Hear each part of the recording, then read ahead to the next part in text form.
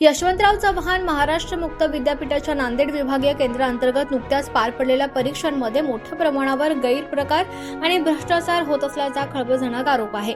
27 मे 2026 ते 10 जून 2026 या कालावधीत BA, BCom, BSc प्रथम, द्वितीय, तृतीय वर्ष आणि PG प्रथम व द्वितीय वर्ष या विविध अभ्यासक्रमांच्या परीक्षा संपन्न झाल्या।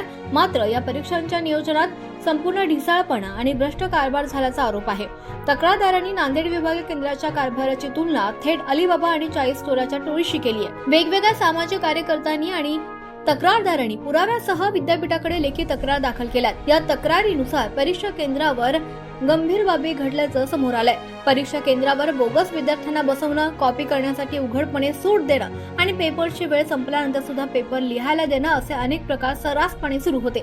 वसमत येथील परीक्षा केंद्रावर तर चक्क वरिष्ठ बहिष्ठ परीक्षकांनीच विद्यार्थ्यांकडून फोन पे द्वारे ऑनलाईन रक्कम स्वीकारून कॉपी करण्याची परवानगी दिल्याचा धक्कादायक प्रकार उघडकीस आलाय। आपल्या मर्जीतील परीक्षा केंद्रावर सोयीच्या वरिष्ठ बहिष्ठ परीक्षकांची नियुक्ती करून संस्था चालक, केंद्र प्रमुख आणि केंद्र संयोजक यांच्याशी संगनमत करून विद्यार्थ्यांकडून मोठ्या प्रमाणावर आर्थिक वसुली केल्याचा आरोप आहे। अनेक परीक्षा केंद्रावर तर विद्यार्थ्यांसाठी आवश्यक असणाऱ्या मूलभूत भौतिक सुविधा देखील उपलब्ध नव्हत्या। विद्यापीठ प्रशासन या गंभीर तक्रारींकडे दुर्लक्ष करत असल्यामुळे तक्रारदारानं स्वतः पुराव्यांची जमवाजमव केली आहे। दिनांक 5 जून 2026 रोजी दुपारी ठीक 1 वाजण्याच्या दरम्यान समाज साधनाच्या प्रतिनिधींनी शेकापूर येथील परीक्षा केंद्रावर प्रत्यक्ष भेट दिली। तसंच विद्यार्थी सर्रासपणे कॉपी पुरवत असतानाचा व्हिडिओ शूट करून सबळ पुरावा गोळा केला। यापूर्वी देखील 25 मे 2026 रोजीच रिपब्लिकन सेनेचे माजी जिल्हाध्यक्ष सुनील सोनसळे यांनी निवेदनाद्वारे लाखो रुपयांची उलाढाल आणि काळेधंदे होत असल्याचं प्रशासनाच्या निदर्शनास आणून दिलं होतं। मात्र त्यावर देखील कोणतीही कारवाई झाली नाही। मुक्त विद्यापीठाच्या लातूर आणि जळकोट केंद्रावरील सावळा गोंधळ सुद्धा आता चव्हाट्यावर आलाय। जळकोट येथील महात्मा फुले महाविद्यालयाच्या केंद्रावर चक्क उत्तरपत्रिकेला पाय फुटले आणि ते केंद्राबाहेर गेली कशी अशा मथळ्याखाली दैनिक सामनानं वृत्त प्रसारित केलं होतं।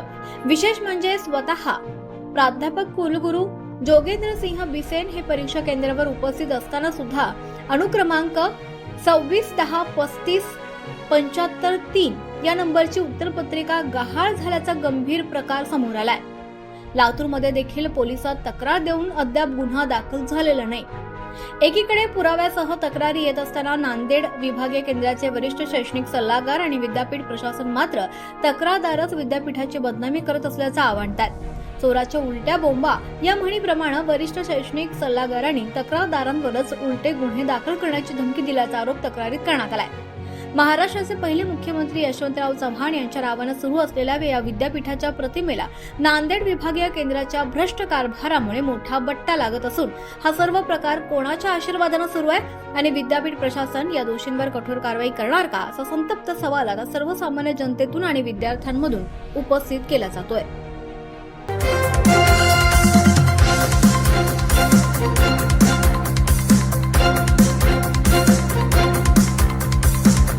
समाज साधना न्यूज, समाजहितासाठी सदैव अग्रेसर।